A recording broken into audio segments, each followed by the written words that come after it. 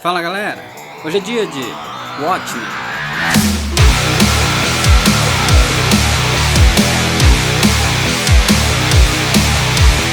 Watchmen é uma história da Vertigo, que é basicamente um selo adulto da DC. Ela é escrita pela lenda viva Alan Moore e desenhada pelo Dave Gibbons no ano de 1986, uma obra-prima das HQs. Resumindo, a história de Watchmen é situada em 1985, numa realidade onde os vigilantes mascarados existem. Não são super-heróis, porque ninguém aqui tem poderes. Eles são heróis, vigilantes mascarados. O único super-herói aqui é o Dr. Manhattan, mas depois eu vou falar e entrar em detalhes sobre quem ele é. Existe uma tensão entre os Estados Unidos e a União Soviética, por ser época de Guerra Fria. Enquanto isso, o Rorschach é um desses vigilantes e ele começa a investigar o assassinato de um antigo companheiro de equipe, o Comediante.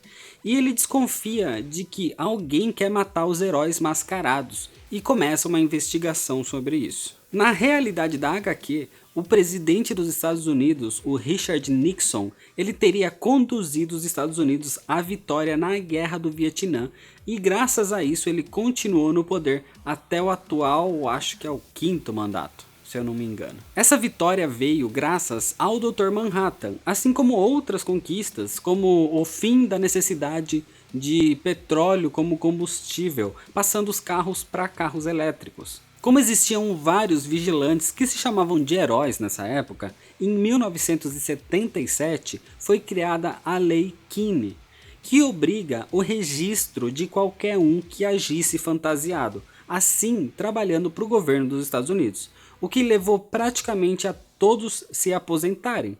Os únicos que se mantiveram foram o Dr. Manhattan e o Comediante. E mesmo com a Lei Keane, o Rorschach é o único que continua atuando, só que como fora da lei, sendo frequentemente perseguido pela polícia. O Watchmen tem muito flashback, então para contar a história ia ser meio complicado do jeito que ela é contada. Por isso eu resolvi separar mais ou menos pela cronologia, para contar aqui de um jeito mais fácil de entender para quem não conhece.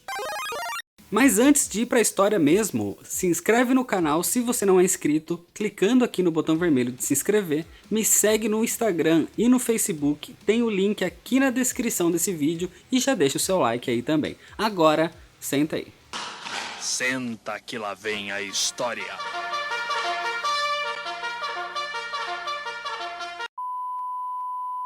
A história começa mostrando a morte do Comediante. O apartamento dele foi invadido e numa luta ele foi jogado pela janela e morreu na queda. Mas quem era o Comediante? O nome dele é Edward Blake. Ele é um homem que reconhece o terror nas relações humanas e ele usa o humor como uma máscara, usando a ironia como um reflexo do horror que é o ser humano. Tenso, né? Ele era cínico e extremamente violento, era basicamente um militar com muito conhecimento em artes marciais e armas de fogo que não se importava em ter que matar ou sujar suas mãos de sangue para chegar no objetivo dele. Ele meio que vive na margem entre herói e vilão ali. Ele basicamente é a piada ruim da história. Ele considera a vida uma grande piada e por isso ele era o Comediante. Ele fez parte dos Homens Minuto, ou Minutemen, que é a primeira equipe de heróis que existiu. E ele fez também parte da segunda equipe de heróis que surgiu depois que os primeiros se aposentaram. O nome da equipe era Combatentes do Crime. Ele tem uma cicatriz no rosto bem grande, que foi causada durante a Guerra do Vietnã. Ele engravidou uma mulher vietnamita e quando eles venceram a guerra, ela foi cobrar ele, do filho que estava para nascer. E ele disse que ele não tinha nada a ver com aquilo, que ele não se importava com esse tipo de gente ou com essas coisas que estavam rolando aí. Essa mulher ficou irritada e ela quebrou uma garrafa e cortou o rosto dele. Por causa disso, o Comediante matou a mulher com um tiro, mesmo ela estando grávida. O assassinato dele chama a atenção do Rorschach, que começa a suspeitar que a morte do Comediante estaria relacionado a um possível assassino de mascarados, e ele começa a investigar isso. O primeiro que ele visita para avisar sobre essa hipótese é o antigo líder da equipe, que é o Coruja. Mas quem é o Coruja? Existiu um primeiro Coruja antes, o nome dele é Hollis Mason, que depois de ficar velho, ele passou o manto pro próximo, pro Dan Dreiberg. O Dan, ele é um intelectual rico, solitário, um expert em tecnologia avançada e ele possui vários equipamentos especiais que usava contra o crime. Ele usava lentes especiais, inclusive uma nave que servia tanto para o céu quanto como um submarino. O primeiro Coruja, ele era o seu ídolo e por isso ele se inspirou nele e fez uma forte amizade com o Hollis Mason, que inclusive ele visitava semanalmente para bater papo. Quando começou a carreira como vigilante, ele se uniu ao Rorschach antes de entrar na equipe dos combatentes do crime. O Dan, ele ouve a teoria do assassino de mascarados do Rorschach, mas ele não acredita muito não. Além de procurar nas ruas por pistas pelo assassino, ele vai avisar um outro ex-vigilante da equipe, o Adrian Veidt, o Ozymandias. Mas quem é o Ozymandias? Ele é um visionário brilhante, é um bilionário e é considerado o homem mais inteligente do mundo. A sua inteligência é tanta que ele se tornou um dos melhores atletas e lutadores de corpo a corpo do mundo. Ele inclusive consegue desviar de balas, porque ele calcula a trajetória e a velocidade na hora do disparo. Ele é bem excêntrico também e ele possui uma lince fêmea que foi geneticamente alterada. O nome dela é Bubastis. O Adrian, ele se aposentou 3 anos antes da Lei Kinney. Ele acabou usando a imagem de herói para ganhar dinheiro também. Ele criou linhas de brinquedo, programas de TV, entre outras coisas. É um cara totalmente tranquilo e pacifista. Ele tenta usar as palavras e a estratégia antes de usar a habilidade física. Ele é uma das pessoas mais gentis da história inteira. Depois da conversa com ele, o Rorschach ele vai encontrar o Dr. Manhattan para avisar ele também. E ele tá lá junto com a outra ex-vigilante, a Spectral. Mais uma vez, quem é o Dr. Manhattan e quem é a Spectral? O Dr. Manhattan era um homem chamado Jonathan Osterman. Hoje ele é considerado um deus. Ele vê a vida como se fosse apenas mais um fenômeno do cosmos, tipo, totalmente irracional. Ele evita interferir em fatos que já estão traçados na linha temporal. Ele é o único no mundo que tem superpoderes. Ele era um cientista nuclear que foi acidentalmente desintegrado por uma experiência e aos poucos os seus átomos eles se uniram de novo, trazendo ele de volta à vida, mas de uma maneira meio diferente. Ele é capaz de manipular a matéria e os átomos desintegrando ou restaurando qualquer coisa. Ele pode viajar para qualquer ponto do espaço. Ele é onipresente, onipotente e é onisciente, mas só com relação a ele mesmo. Ele só sabe sobre o passado e o futuro dele mesmo, quando alguma coisa afeta a vida dele. Ele foi perdendo a humanidade aos poucos. Ele foi se distanciando cada vez mais de uma pessoa normal e ele acabou se tornando cada vez mais um deus. Com tanto poder, ele foi usado pelo governo dos Estados Unidos ao seu favor para ganhar guerras e evitar movimentação da União Soviética em outro território ou contra o próprio Estados Unidos. Ele aparenta não ter sentimentos, mas durante a história a gente vê que não é bem assim. Ele tinha um relacionamento antes do acidente que tornou ele um deus. Ele namorava com a Jane Slater. E mesmo depois do acidente, eles continuaram namorando. Mas quando ele conheceu a Spectral, eles se apaixonaram e ele acabou trocando a namorada. O nome da Spectral é Laurie Juspekzik. Ela na verdade é a segunda Spectral, porque a primeira é a mãe dela.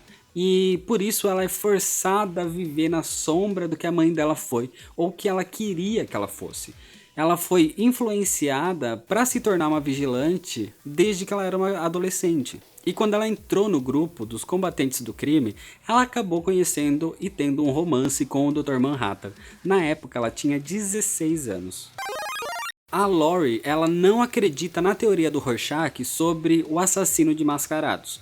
e ela não gosta muito dele, até porque ele veio falando sobre o comediante, que é revelado pra gente que no passado ele tentou cometer um estupro contra a mãe da Laurie, a primeira espectral. Além de espancar ela antes disso, ela foi salva por um companheiro da equipe. Depois dessa conversa com o Rorschach, a Laurie ela se encontra com o Dan, o coruja, para botar a conversa em dia e debater sobre esse assunto do assassinato.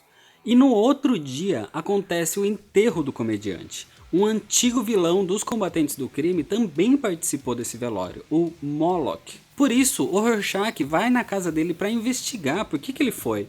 E ele descobre que uma semana antes, o comediante foi na casa dele, bêbado e chorando, e sem entender direito o porquê daquilo. O Moloch, ele também revela que ele não tem nada a ver com assassinato e que ele se aposentou dessa vida de vilão porque agora ele tem câncer e o Rorschach deixa ele livre. Um dia, a Laurie ela acaba tendo uma discussão com o Dr. Manhattan, porque enquanto eles transavam, na verdade, era uma duplicata, enquanto ele fazia os seus trabalhos em outro lugar. Eles brigam, ela abandona ele e vai pedir ajuda para a única pessoa que ela conhece ali, que é o Dan Dreiberg, o coruja. Enquanto isso, o Dr. Manhattan ele vai dar uma entrevista na TV e um jornalista ele começa a acusar ele falando que um antigo parceiro de laboratório tinha morrido de câncer, o Wally Weaver. O antigo vilão Moloch também tem câncer e a ex-namorada dele, a Jenny Slater,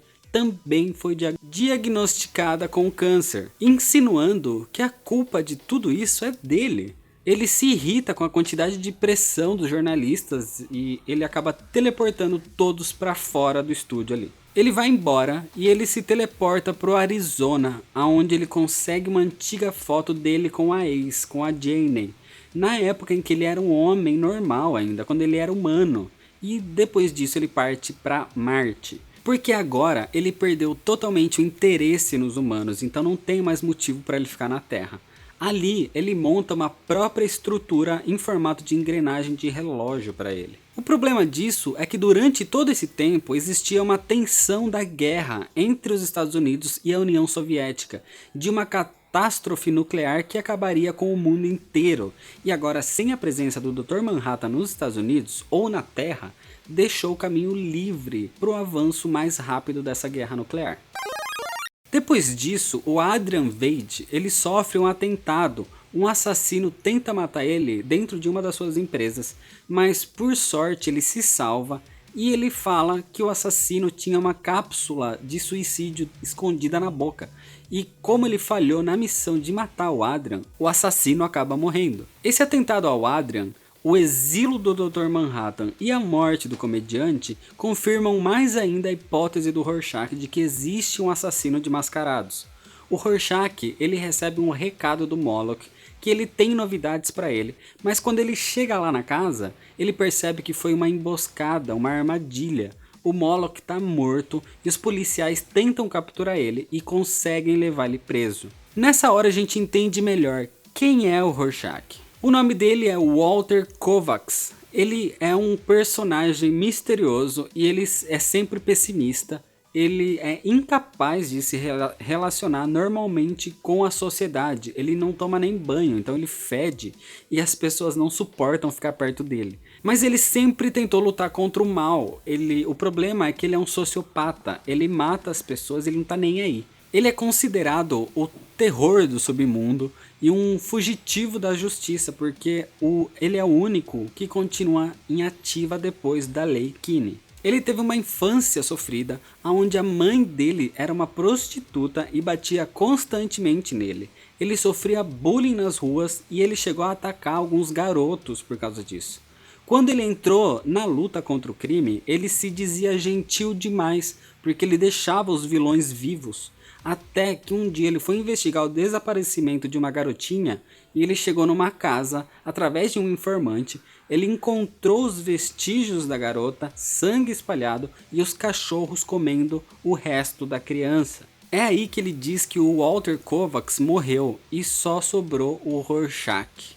Ele matou os cães que comiam o resto da garota e ele esperou o assassino chegar na casa para atacar ele e botar fogo na casa com ele dentro. A partir daí, ele sempre matava os vilões. Por isso, e por infringir a lei Kinney, ele é um fugitivo da justiça e agora ele está preso. A máscara dele é feita de um tecido especial criado como protótipo pelo Dr. Manhattan para uma mulher muito famosa. É um tecido que a cor preta se mexe e quando a dona do vestido viu, ela achou muito feio e jogou fora. Então ele pegou isso do lixo e fez a máscara que hoje, a partir de quando ele diz que o Walter Kovacs morreu e só existe o Rorschach, ele considera que a máscara é o rosto real dele. Com o Dr. Manhattan indo para Marte, a Laurie ela fica sozinha e o Dan oferece que ela fique na casa dele. Com isso eles acabam começando um pequeno relacionamento que toma mais força quando eles saem em uma noite em patrulha com as fantasias de vigilante, quebrando a lei Kinney.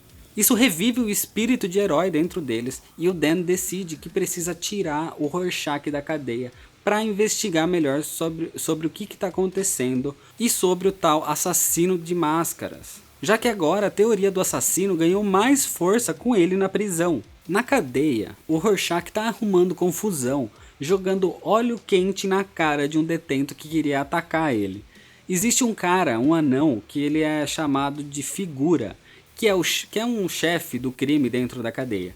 Ele fica provocando o Rorschach por ele ter sido culpado dele estar ali na cadeia e tenta atacar ele dentro da cela do Rorschach mesmo. Mas o Rorschach acaba matando os dois capangas dele e ele vai atrás do Figura. No meio dessa busca, o Dan e a Laurie chegam para tirar ele da prisão. Ele mata o Figura primeiro e volta com eles para o esconderijo. Chegando lá, o Dr. Manhattan ele se encontra com a Laurie e leva ela para Marte para conversar, enquanto o Dan e o Rorschach fogem dali para investigar o possível assassino dos mascarados. Nessa hora, como é dito que o Coruja invadiu a cadeia e tirou um criminoso, eles são fugitivos também agora. E alguns vândalos dizem que sabem onde o tal Coruja mora. E eles vão na casa do Hollis Mason, o primeiro Coruja, e eles acabam espancando ele e matando o coitado. Em Marte, o Dr. Manhattan conversa com a Laurie e ele diz que ele não tem motivo nenhum para ajudar os humanos, que mesmo com uma guerra nuclear, mesmo que todos os humanos morram, o universo nem vai notar a diferença. Que para ele não importa, só um milagre faria ele pensar diferente. A Laurie tenta de todas as formas mudar a opinião dele, mas é à toa. Até que eles começam a discutir sobre a vida das pessoas, a vida da mãe dela, a vida dela, e ela começa a ligar os pontos, até que ela acaba entendendo tudo, entendendo as coisas pelo jeito que a mãe sempre reagiu quando ela estava perto do comediante, ou quando a Laurie estava perto do comediante. Do jeito que ela se referia a ele, e ela acaba entendendo que na verdade ela era a filha do comediante. O Dr. Manhattan confirma isso e ele fala que isso realmente é um milagre. Duas pessoas completamente diferentes, um cara totalmente sem escrúpulos, com a mãe dela que em atitude não tem nada a ver com a filha, os dois que se odiavam tanto, a mãe da Laurie se apaixonar por um cara desses. E disso, dentro de bilhões de espermatozoides, nascer justamente uma pessoa como a Laurie, que o Dr. Manhattan tinha tanto apego, isso sim realmente é um milagre. Então ele decide que ele vai sim ajudar a humanidade. A tensão da guerra só aumenta. A União Soviética está invadindo o Afeganistão e os Estados Unidos com o perigo de iniciar uma guerra nuclear. Enquanto isso, o Dan e o Rorschach eles começam a investigar através do nome do cara que tentou assassinar o Adrian e descobrem que ele trabalhava para uma empresa chamada Pirâmide Entregas e que a ex do Dr. Manhattan, a Jane, também trabalhava lá, que o Moloch também chegou a ser empregado por um tempo. Todos os que tiveram câncer trabalharam lá. Eles começam a achar isso muito estranho e eles precisam de ajuda para investigar mais. Então eles vão atrás do Adrian Veidt, o Ozymandias. E quando eles chegam no prédio, eles não encontram ninguém. Eles acham muito estranho e o Dan começa a fuçar no computador do Adrian e acaba descobrindo que o Adrian, na verdade, ele é o dono da Pirâmide Entregas. Ou seja, o Adrian tá por trás de tudo isso.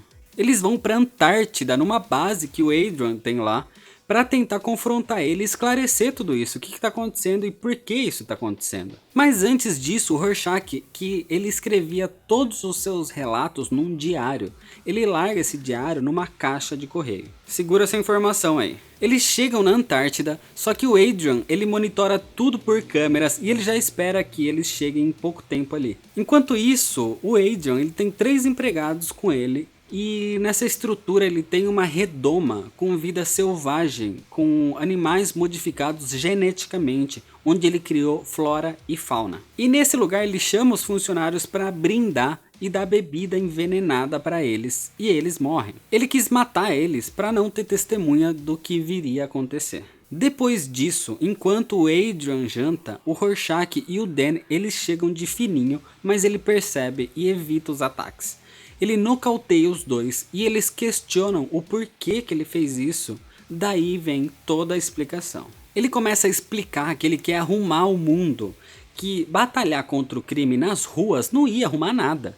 Ele sabia que o fim do mundo numa guerra nuclear ia se aproximar, então ele precisava de um plano para evitar isso. E nada conseguia ser eficaz, ou era muito caro, ou era inviável, ou não mudaria em nada o curso da guerra. A ideia que ele teve foi a seguinte então. Com a existência do Dr. Manhattan, foi comprovado que seria possível o teleporte. Então ele começou a trabalhar numa máquina que fizesse isso, mas toda vez que ele queria transportar ou teletransportar alguma coisa, essa coisa explodia. Mas se ele quisesse explodir algum lugar, isso não seria problema. Então, com a tecnologia que ele já tinha de pesquisa genética, ele criou um ser bizarro, um monstro.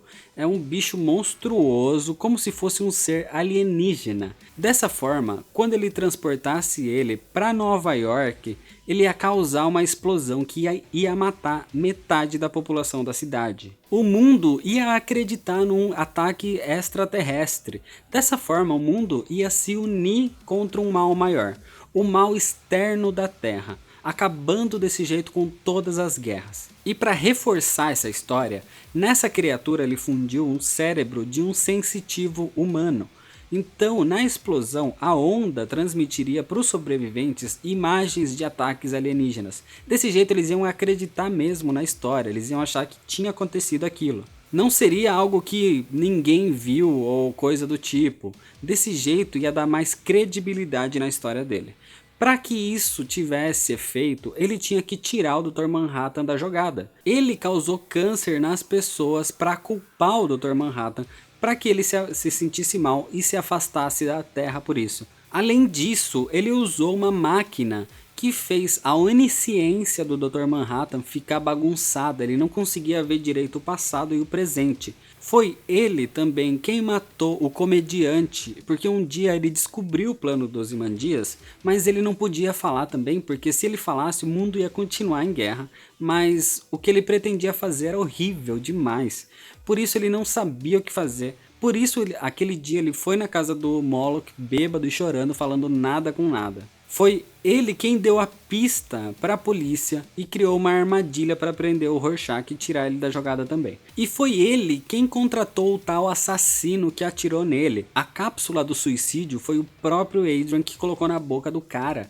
na hora que ele foi interrogar ele. Desse jeito, deixando ele de fora da lista de suspeitos. O Dan fala que isso é ridículo, que eles não vão deixar que isso aconteça e pergunta que quanto que ele pretendia colocar isso em prática. Daí Ozymandias fala: pretendia? Você acha que eu sou algum tipo de vilão de quadrinhos que eu vou falar o meu plano se tivesse alguma chance de vocês estragar ele? Eu coloquei o plano em ação faz 35 minutos atrás. Nessa hora a gente vê a criatura e os corpos espalhados em Nova York inteira, metade da população morta, um caos geral. Nessa hora também o Dr. Manhattan chega na Terra e ele vê toda essa destruição junto com a Laurie. Ele vem sentindo uma interferência na visão do passado e do futuro dele, e ele sente que a maior parte da fonte da interferência vem da Antártida, e ele se teleporta para lá junto com a Laurie. Mas o Ozymandias já tinha tudo preparado e ele tenta destruir o Dr. Manhattan num ataque que acabou matando a Bubastis também. A Laurie tenta dar um tiro no Ozymandias, mas ele pega a bala com a mão. Claro que o ataque não foi suficiente para derrotar o Dr. Manhattan e ele tenta pegar o Ozymandias. E antes que isso aconteça, ele pega o controle remoto das TVs que ele tem ali e ele liga nos noticiários e em todo mundo está sendo transmitido o ataque que aconteceu em Nova York. Todos estão com medo, a União Soviética parou os ataques e os avanços contra o Afeganistão. Os países estão assinando tratados de paz para se unir contra ataques alienígenas. Ou seja, o plano do Ozymandias para a paz mundial deu certo. E todos ali acabam admitindo isso, menos o Rorschach. O Dr. Manhattan e os outros, eles percebem que se alguém denunciar o que o Ozymandias acabou de fazer, a paz vai acabar também. Que por mais que tenha sido errado, o mundo parou, as guerras pararam. O Rorschach, ele sai dali, ele não vai aceitar isso, ele quer denunciar o que o Ozymandias fez, mas o Dr. Manhattan, ele não vai deixar. Ele diz que foi necessário e que o silêncio sobre isso é necessário para manter a paz.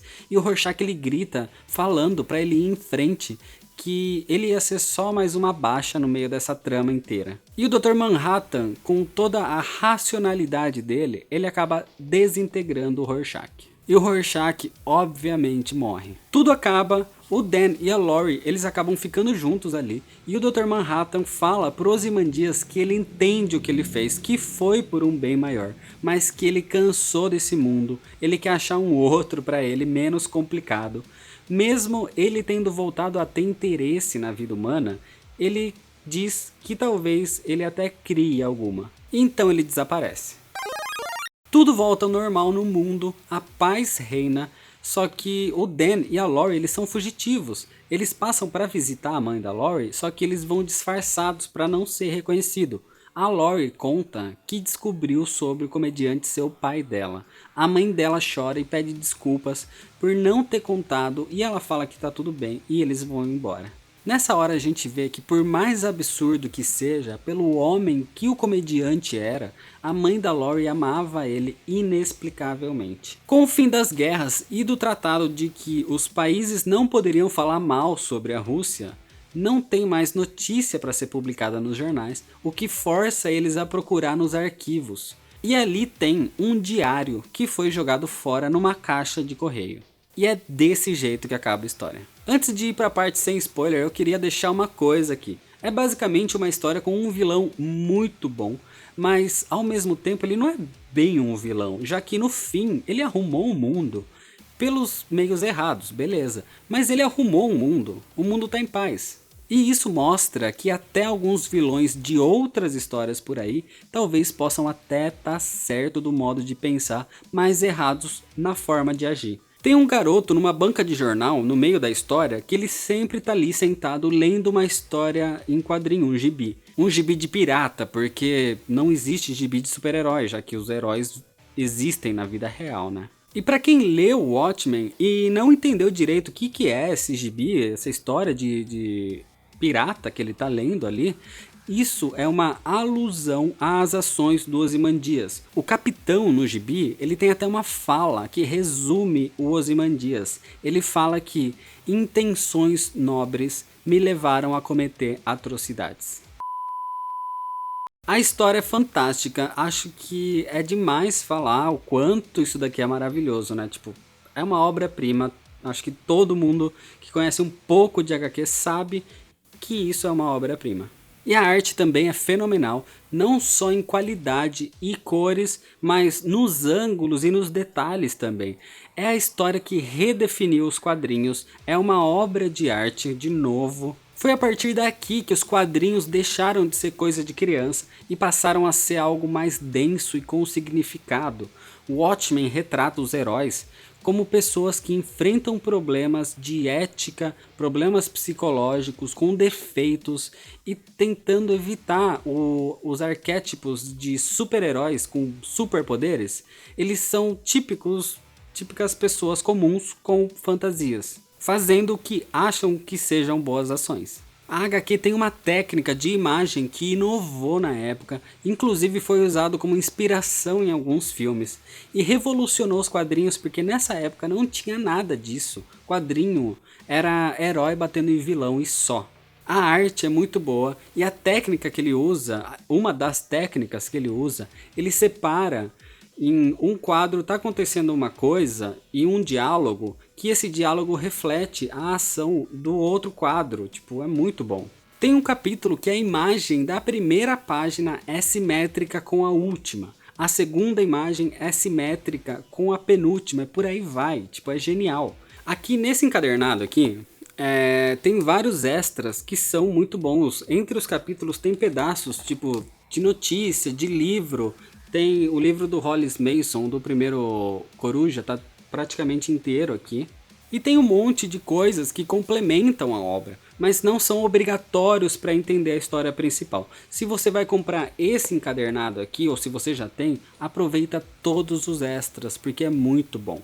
Watchmen é uma história muito complexa. Você vai ler da primeira vez achando que é só um mistério de quem é o tal assassino, mas você tem que ler uma terceira, quarta, quinta vez, porque a cada vez que você vai ler, você vai entender uma nova simbologia, o que o Alan Moore quis passar. E cada vez você vai prestando mais atenção no significado de cada fala e de cada quadro. Existe uma adaptação para o cinema que foi lançada em 2009, não foi aclamado quando foi lançado nem nada, mas é bem fiel aos quadrinhos, tirando o final e a construção e a personalidade do Ozymandias. Fora isso, é bem fiel. Tem cenas que são exatamente o que é mostrado no quadrinho. Inclusive tem falas idênticas. Se você tem preguiça de ler, pelo menos assiste o filme, né? Eu acho que não foi aclamado na época, porque a galera foi assistir o filme esperando uma coisa de heróis, com pancadaria, um vilão óbvio e tudo mais. E o Watchmen não é isso. O Watchmen é uma desconstrução dos heróis, mostrando uma pessoa normal tentando combater o crime com habilidades normais e com sentimentos humanos e erros humanos. Só o Dr. Manhattan que seria uma representação se Deus ou o Superman realmente existisse como uma pessoa nesse mundo real. Eu até recomendo que assistam primeiro o filme e depois leiam a HQ, que ela é muito mais completa. Tem a história do Cargueiro Negro, tem os extras e um monte de coisa a mais. O Watchmen ganhou vários prêmios, levando até um Eisner de melhor minissérie. Inclusive, é a única história em quadrinho que entrou na lista dos 100 melhores romances desde 1923 pela revista Time. Tem também uma série em quadrinhos chamada Before Watchmen, ou Antes de Watchmen, que conta as histórias dos personagens antes da história principal, mas não tem envolvimento do Alan Moore nem do Dave Gibbons, e não foi muito bem aceito. Tem um monte de coisa para falar sobre o Watchmen, tem curiosidade e por aí vai, mas o vídeo já tá gigante, né? Eu vou deixar um link aqui na descrição desse vídeo para ler essa história, para ler essa HQ em formato online, se vocês quiserem. É muito mais do que recomendadíssimo, né? Vai ter também o link para a loja Pano de Vela, dá uma passada lá para ver camisetas, almofadas, máscara de dormir, chaveiro e um monte de outros produtos relacionados a super-heróis. Então é isso, se você ainda não é um inscrito, clica aqui no botão vermelho de se inscrever, deixa o seu like se você gostou desse vídeo, deixa seu comentário falando se você já leu o Watchmen ou se você já assistiu o filme, o que você acha dessa história. Me segue lá no Instagram para ficar por dentro das novidades. Muito obrigado, valeu! E até mais.